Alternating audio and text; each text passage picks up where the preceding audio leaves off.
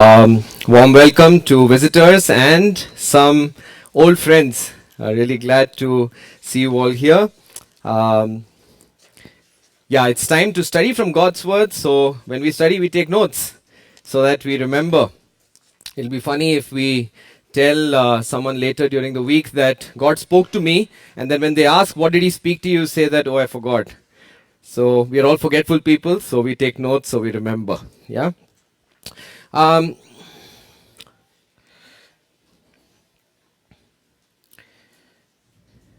Where are we on our journey till now? We've been studying through the book of Philippians and we are still in chapter 1. We're nearing the end of chapter 1.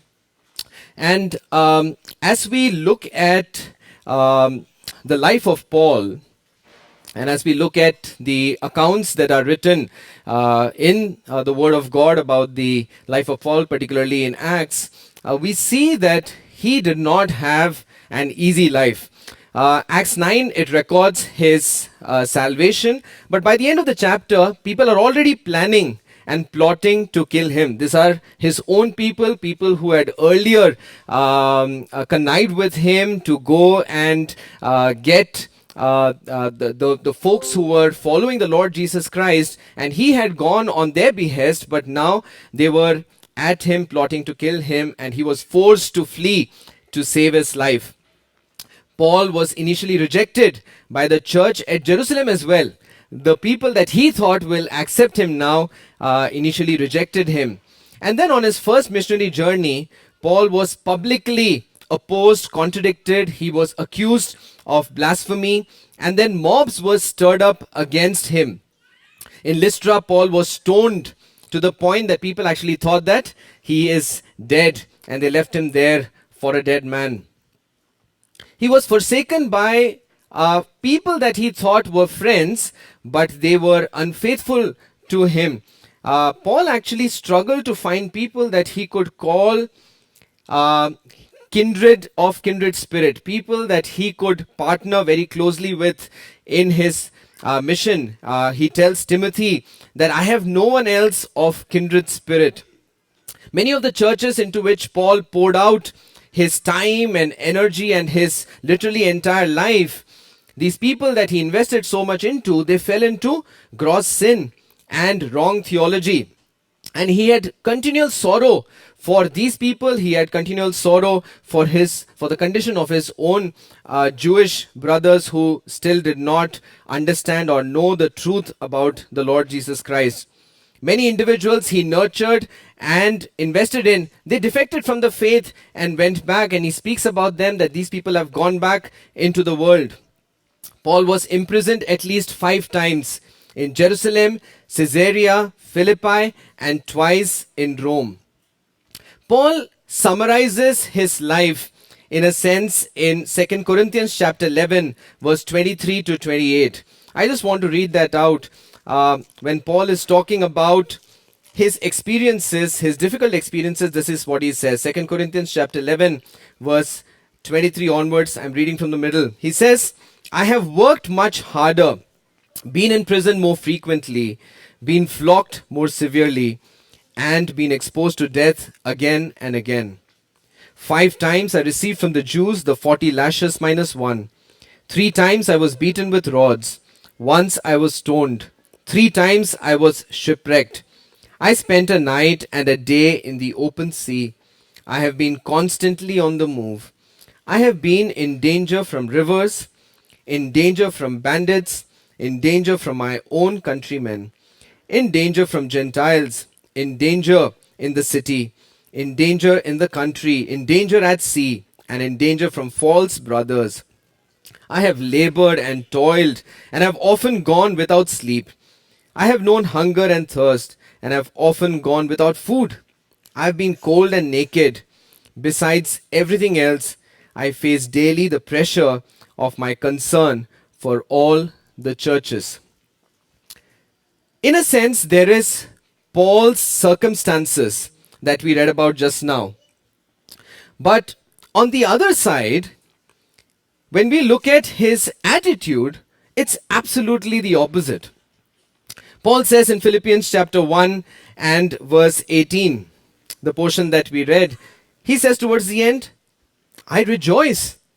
Yes, and I will continue to rejoice. So his circumstances and his attitudes are completely opposite. They don't go together. No other follower of Jesus would have endured hardships like Paul.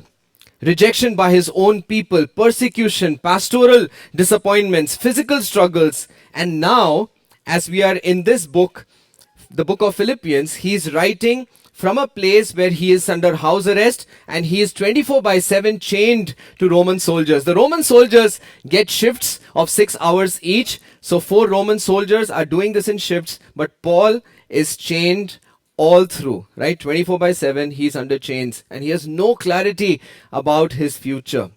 When we read, we know what happens to Paul, but Paul during that time doesn't know what is really going to happen. And yet, what he says is that I will rejoice. So as we've been going through this journey of understanding what does it mean to be a mature follower of the Lord Jesus Christ, a mature believer, there is no one better to tell us how a maturing believer of Jesus should respond to difficult circumstances.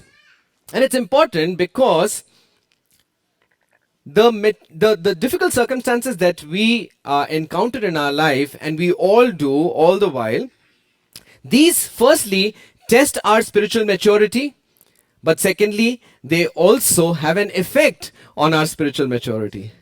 So difficult circumstances test our spiritual maturity. They tell us where we are in our walk with the Lord, how mature we are in our walk with the Lord, but they have an effect on our spiritual maturity. How we respond to difficult situations will either increase or decrease our spiritual maturity. They will either bring us closer to the Lord or they will pull us even further away. But when we see this attitude of Paul, this attitude of joy, and by the way, this is something that we see throughout the letter of Philippians, we see that this is not something that, is just coming naturally to him, or it's not something that he's just cooking up in his head.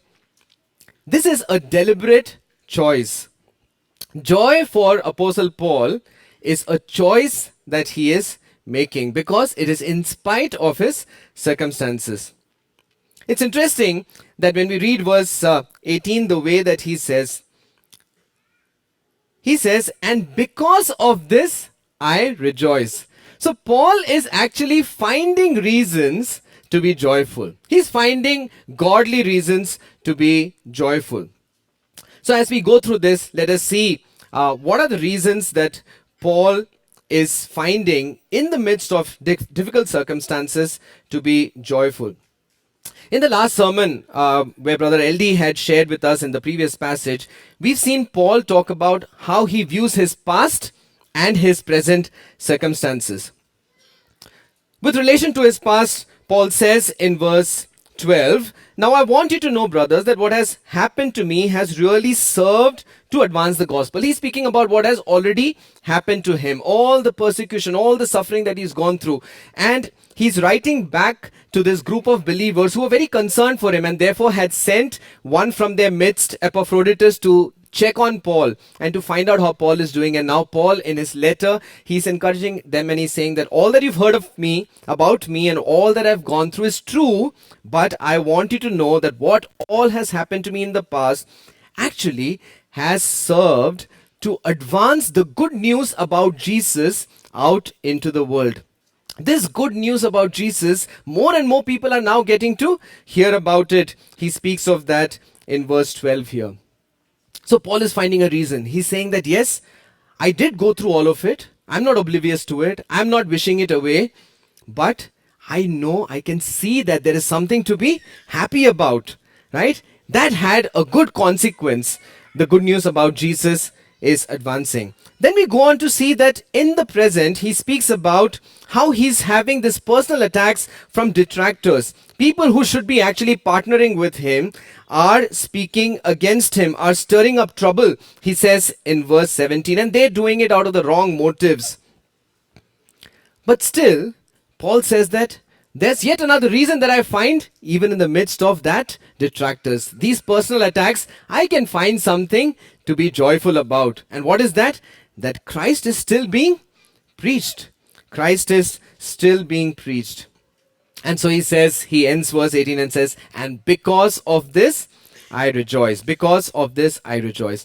Then in the passage which Shivam read for us, which is what we are going to look at today, he speaks about the future. So he's spoken about his past, he's spoken about the present circumstance, and now he is gazing into the future. And he's saying, what the future holds for me is actually death. He knows that very well, that sooner than later, he's going to face death. But he's saying in summary, that even in that, I actually find something to be happy and joyful about. And what is that? That Christ will be glorified in me. In verse 20, he says that Christ will be glorified, exalted, magnified in and through me. You notice I've highlighted those words, that for Paul, the reason for joy in every circumstance that he is finding is what? It's not a what, it's a who. It is Christ.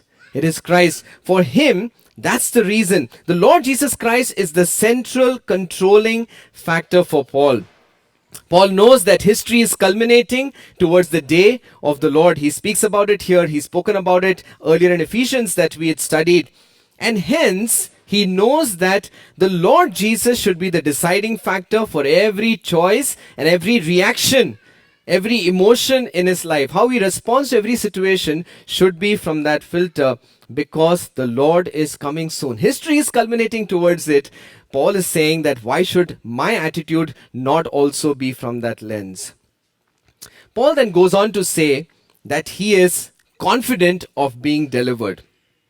So he speaks about his joy, right? He says that this is a choice that I'm going to make. I will rejoice. And then in verse 19, he speaks about his confidence that he will be delivered. He says in verse 19, for I know that through your prayers and the help given by the Spirit of Jesus Christ, what has happened to me will turn out for my deliverance. There's a confidence with which he's saying that. What salvation is he speaking about? He could be speaking about salvation from his, or deliverance from his current circumstances. He could be speaking about deliverance and salvation from the trial that he's about to face in front of Caesar. He could be speaking about his ultimate deliverance and salvation, which is the promise and the hope that every follower of Jesus has, which is the salvation and deliverance in eternity, beyond death. Paul doesn't know at what stage he will get deliverance, but he knows for certain that he will. That's one surety that he has, that I know that I will be delivered. I know that I will get salvation. So what Paul is really saying is that what I know is that my present circumstances are temporary. These present circumstances are temporary. Paul's confidence is not just coming from some positive, self-motivational mumbo jumbo, right? That I'm thinking about this and the universe will conspire and give me whatever I think about if I have positive thoughts, right? We've heard that. No, that's not what is giving Paul the confidence that he will be delivered. Paul's confidence is anchored in God's truths. What are some of the truths that Paul is speaking about? The first is his confidence in the promises of God's word. How do we know that? Let's read Job chapter 13 and verse 16. Job 13 and verse 16. And as I was studying this, I found this very, very interesting.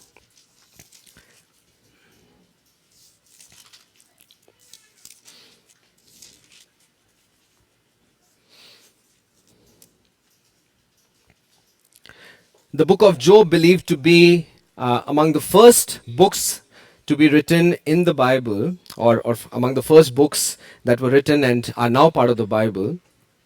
And here's this man Job who went through tremendous suffering, did not have any written word of God to go back to and draw strength and courage from. What he drew strength and courage from was what he would have heard from his forefathers and his personal relationship and understanding of God. And this is how Job says, He says in verse 16 of chapter 13, indeed, this will turn out for my deliverance. Indeed, this will turn out for my deliverance. And what Paul says in Philippians 1 and in verse 19 is verbatim, word to word, what Job said. Paul was quoting from Job's words. Paul was remembering Job's experience, and Paul drew strength and courage from God's promises, from God's words. And he says, absolutely word to word, he says that what has happened to me will turn out for my deliverance. So Paul's confidence is anchored in the truth of God's word that he had soaked himself into. Paul speaks about this elsewhere as well. In Romans 8:28, Paul says that all things work out for good to those who love the Lord and are called according to his purpose. Not just there, but in this very book, towards the beginning, Paul says in verse 6, he says that I'm confident that he who began, God who began a good work in you, will carry it to completion until the day of Christ Jesus.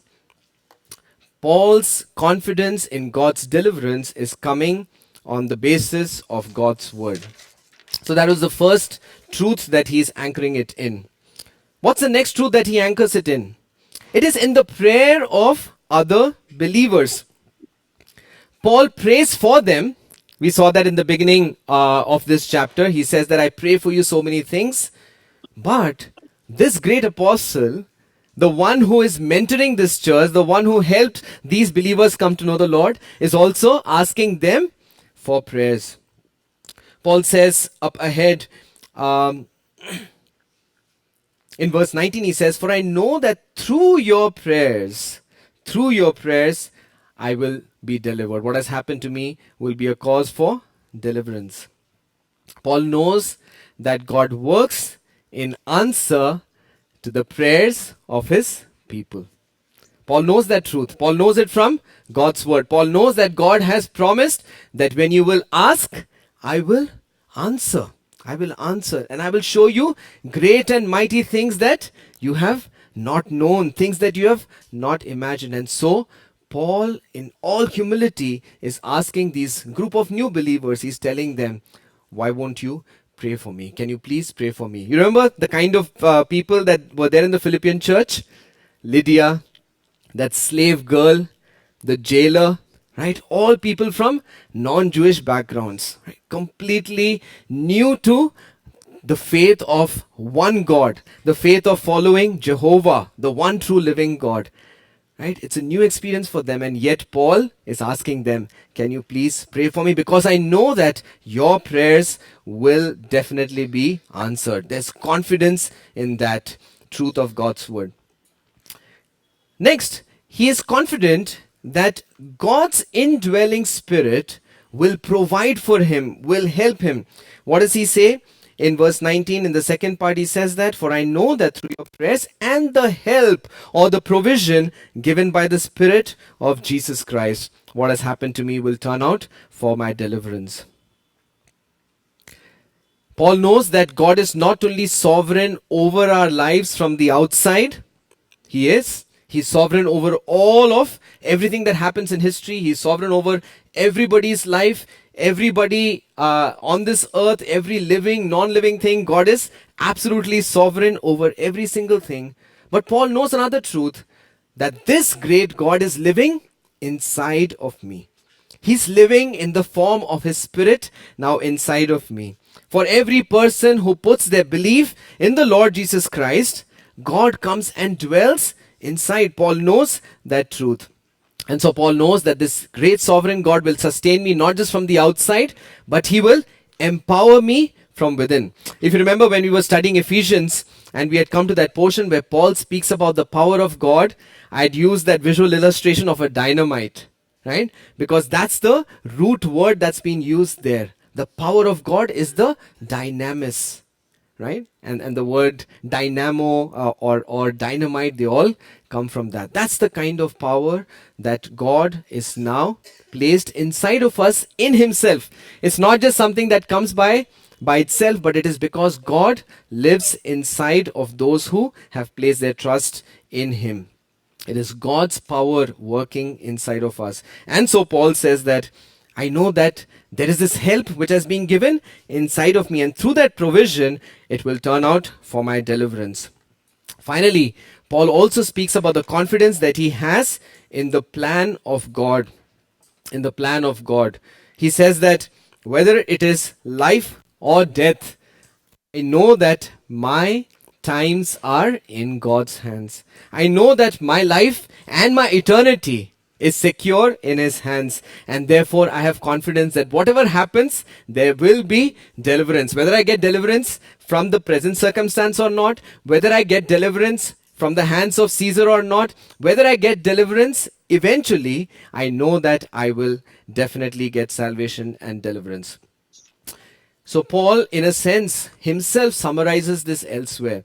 He says, quoting from Isaiah in Romans chapter 9 and verse 33, that the one who trusts in Jehovah, the one who trusts in the true and living God, will never be put to shame, will never be put to shame. What a confidence that Paul has. Like I said, it's not just some self-motivational mumbo jumbo. It's also not, Paul is also not one of those, like sometimes, we interact with people who are completely oblivious of what's happening in the world, right? They're completely oblivious of the circumstances. Exam is coming, chill, right? There's some work to be done in office, chill. Nothing matters to them. And then people have to shake them up and say that there's stuff happening, do something. Right? Paul is not, he's not being oblivious of his circumstance. He knows very well what's going on, but he's anchoring his confidence in God. He's anchoring his confidence in God. Then Paul goes on to make that very, very beautiful statement, right? He speaks about that Christ will be magnified in my body. He says in verse 20, I eagerly expect and hope that I will in no way be ashamed, but will have sufficient courage, so that now, as always, Christ will be exalted, or in some translations, better translated, magnified in my body, whether by life or by death. Magnified in my body, whether by life or by death.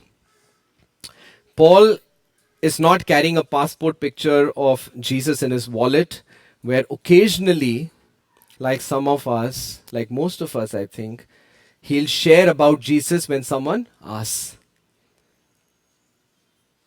But Paul is saying that Christ will be displayed and magnified in every dimension and aspect of my life.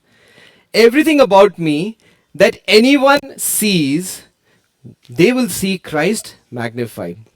This is the image that came to me. That of a projector. Paul is saying that through my life, when people see anything about me, what will they see? They will see Christ magnified. Whether they like it or not, what they want to react to it or not, is a different matter. But they will not miss seeing Jesus when they see me, when they interact with me. Paul knew very well that the very reason that God created human beings was to be His image bearers. To be His image bearers. We read in Genesis chapter 1 and verse 26. Shall we just turn to that? Right? It's so important to understand what is the reason that God created each of us. Genesis chapter 1 and verse 26. Then God said, let us make man in our image, in our likeness. Let us make man in our image, in our likeness. And we know that in the story of Genesis, how sin marred that image. That perfect image of God that each of us was supposed to carry. How sin marred that. And therefore, like sometimes, broken windshields, we are not able to see through clearly. We are not able to see through clearly. We see traces of the image of God even in sin-marred individuals. We see that, some good deed here, some good action there, some good motivations. We see it here and there. We see this desire to do the right thing. A lot of times we see that. Why? We see it through a sin-marred image. But what a beautiful thing that when sinful people like us, when we come back to our Creator, when we come back to the true and living God, God starts His work of restoring that beautiful image. What sin has marred, God starts restoring it. How? By coming in, living inside. By coming and living inside of us. That's how God is restoring this image that got marred by sin. And Paul is saying that therefore, through everything in my life, Christ will be magnified. Christ will be magnified, right? May we be image bearers of God. And then Paul goes on to make that very profound statement in verse 21. For to me to live is Christ. For to me to live is Christ. I left that blank. I left it blank even in the sermon title, because I want each of us to think, not because you don't know the answer, but because I want each of us to think, if I was to bring my life, if I was to distill my life to one single word, what would it be? If everything in my life I were to distill it down to one single word, what would it be? Would it be education and career? Would it be family, relationships? Would it be wealth, prestige, fame, power, possessions? What am I after? What is that one single thing that will define my life? For each of us, I think it's important, so important to really think about it. Fill in the blank for yourself. Right now, what is it that defines your life? You know, because Paul was able to put Christ there, that's why he was able to complete the sentence differently, right? And I'll just come to that. If achievements or a person or relationships or things are what it is for us to live, if when we look at what distills down to one word in our lives, if that is our pursuit of achievements, our pursuit of relationships, our pursuit of things, and none of these things may be bad in themselves, but if that is what is the core of our life, if that is what it distills down to, then to die will never be gain, to die will be a loss. Why? Because none of these things will carry forward. None of these things will remain.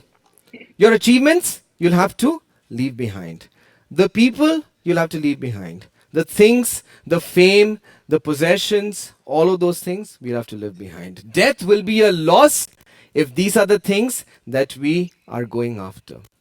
But for Paul, he could say that for me to live is Christ.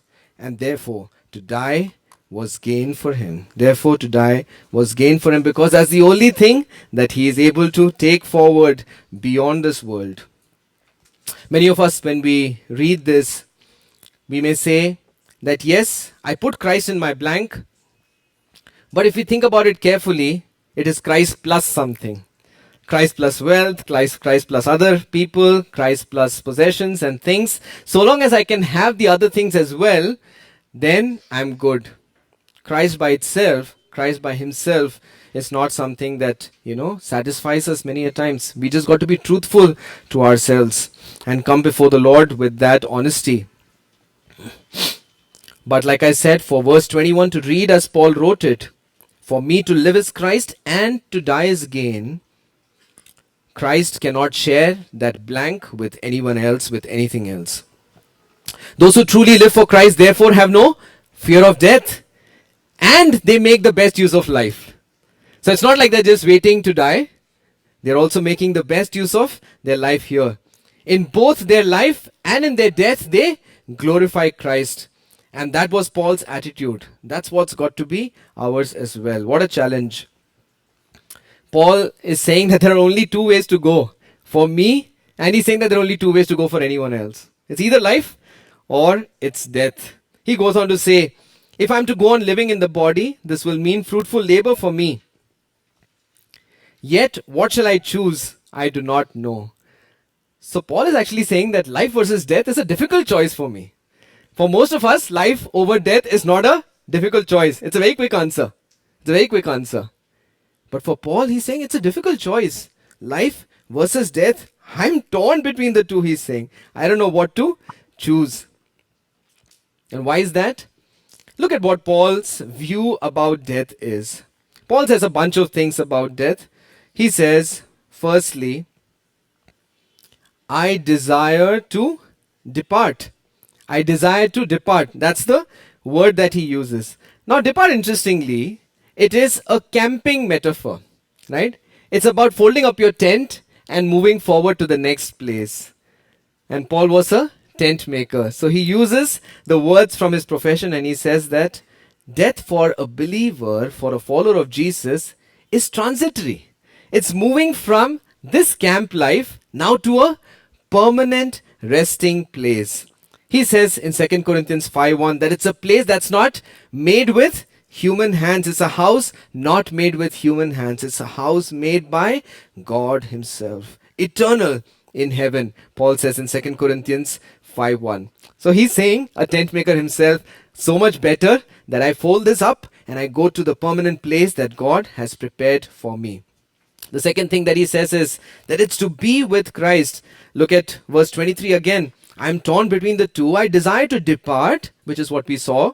And then he says, and be with Christ, and be with Christ. You know, scripture, interestingly, leaves so much unsaid about life after death. We don't know about it, and we've got so many questions, right? We've got so many questions about who will be there, what will it be like, will my pets come? You know, we've got so many questions about life after death. But on this central fact, scripture is absolutely clear. There is no hesitation that believers, as soon as they die, they are with Christ. They are with Christ. So Paul says that it's to depart, to fold up, and to go to a permanent place, and it's to be with Christ. And that's why he's looking forward to it. He also goes on to say, and therefore it is by far the best, which is better by far. It's better by far. Yes, it'll be a loss for others. It'll be a loss for the people who love me. It'll be a loss for those who are with me. But it's not a loss for me. It's not a loss for the person who dies. He's saying that it is better by far. At the same time, I just want to point out that it's not that mourning is out of place. When those close to us, when they pass away, when they die, right? We mourn. We mourn because we sense the loss of a near and dear one here on this earth. Paul, in fact, later on, he speaks about how God saved him sorrow upon sorrow by not letting the near and dear ones who had come to serve him die. He says that about Epaphroditus in chapter 2. God spared me sorrow upon sorrow, right? So Paul is saying that if something would have happened to him, I would have been just overwhelmed with sorrow, and God saved me from that. We know about the Lord Jesus Christ that even at the point where he knew that he is going to raise up Lazarus from the dead, he wept. He wept together, mourning with those who mourn. The Bible tells us that. Rejoice with those who rejoice and mourn with those who mourn. But we don't grieve like those who don't have hope. If the loved one who we are grieving for is somebody who knows Jesus, then we have confidence that they are with Jesus, right? And therefore it is better for them to be with Christ. And so our grief is different. It's not like those who are without hope. So we grieve, but not like those without hope. This is Paul's description of death. And therefore he's saying it's not an easy choice. It's not an easy choice. When we see all of this, it seems stacked up in the favor of death, right? But Paul does speak about life as well. And he says that there are a lot of things about me staying back here. Firstly, he says that it'll be fruitful labor. Verse 22, if I am to go on living in the body, this will mean fruitful labor for me. Fruitful labor for me. He's saying that I want to bear fruit for Jesus. I want to do things in a way that is profitable for God's kingdom. And so, living will allow me to do that. He also goes on to say that living allows me to do things for you. He says in verse 25, convinced of this, I know that I will remain. Actually in verse 24, but it is more necessary for you that I remain in the body. And then he says, convinced of this, I know that I will remain and I will continue with all of you for your progress and for your joy in the faith, so that through my being with you. Again, your joy in Christ will overflow on account of me. So he's very, very conscious of the fact that staying back and living will actually, it's necessary for the Philippian believers. And that's why he's confident that most probably God is going to keep me back. Paul, when he sees death and life, he's counted everything else at loss for the sake of Christ. And he's invested his entire life in the goal of knowing and serving the Lord Jesus Christ. He knows that death will usher him into the Lord's presence, where he will hear, "Well done, good and faithful servant. Enter into the joy of your master." So in the light of that reality of Christ's victory over death and through Christ's resurrection, Paul is able to say this. He says in 1 Corinthians chapter 15 and verse 58, "Be steadfast, immovable, always abounding in the work of the Lord, knowing that your toil is not in vain in the Lord." So he's speaking about toiling here, and he's speaking about the reward that awaits. The reward that awaits. C.T. Studd, the famous British cricketer, English cricketer, and who later left all of his career and he went into full-time missions, he says, "Only one life, it will soon be past.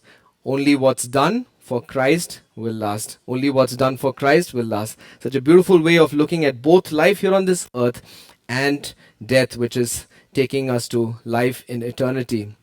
The greatest joy of heaven is to be with Christ. It's to be with Christ, which is why Paul elsewhere uses the term to be at home with the Lord. To be at home with the Lord.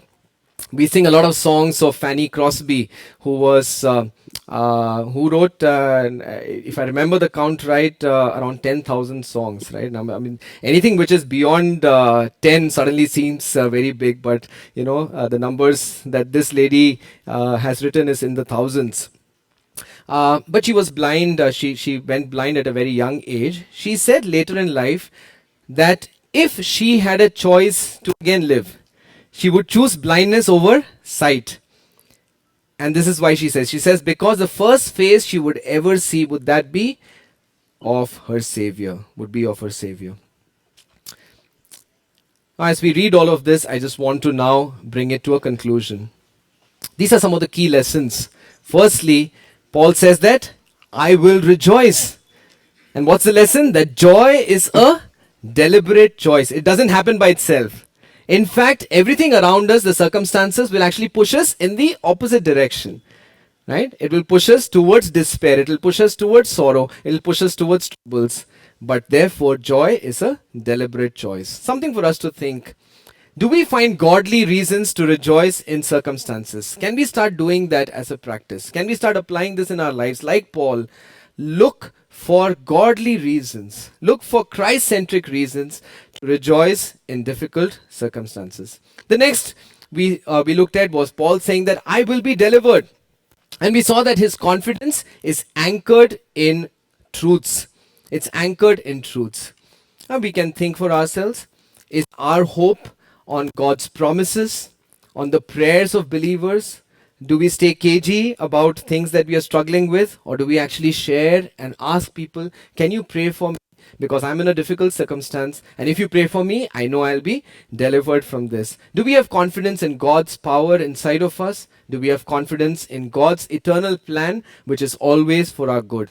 Or is it fickle things like people, like ourselves, right? Or different circumstances that we are depending on? What is our confidence anchored in? Thirdly, we saw that Paul says Christ will be magnified or projected through me, through my life, through my body.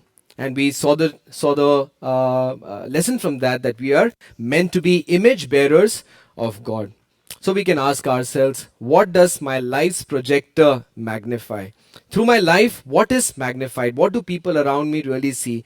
And we can pray and ask God that, God, can you help me that through every area of my life, not just within the church, but outside of it, at home, at my college, in my school, in my day-to-day work, in my neighborhood, while I'm driving, can you help me that I project you and I magnify the Lord Jesus Christ? And finally, Paul says, for me to live is Christ. And we saw that for him it was a tough choice between life and death. We can ask ourselves this question: if our life was to be distilled down to one word, would it be Christ? Would it be Christ? Shall we all rise as we close with a word of prayer?